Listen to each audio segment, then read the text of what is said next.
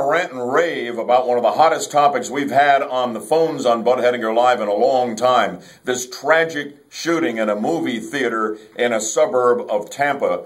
71-year-old Curtis Reeves now charged with second-degree murder. He got into an altercation with Chad Olson. Olson was on the phone texting to his 3-year-old daughter at home during the previews of the movie, and apparently Reeves and his wife, who were sitting behind him, got really agitated about him, told him to shut the cell phone down, and Olson wouldn't do it, and the altercation escalated to the point where all of a sudden this retired 71-year-old Tampa cop, who neighbors say is just a good guy and a wonderful fellow, pulled out his .380 pistol and shot Chad Olson to death. And now that little 3-year-old on the other end of the text messages has no daddy.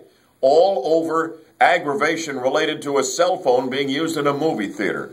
What a tragedy. There's so much more we need to learn about this. So much of it just leaves you shaking your head and thinking how outrageous this is, how tragic, how inexplicable this is.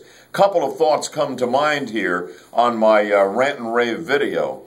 The regulations of that theater say no cell phones allowed on in the theater, texting or otherwise, no weapons allowed in the theater. If these two people had been obeying the rules of the theater, this tragedy never could have happened. It was shocking and dismaying to me on the radio to hear so many of you trying to find a way, if not to justify the shooting, to rationalize it and explain it away. There is no rationalization. There is no justification for this kind of reaction over a cell phone.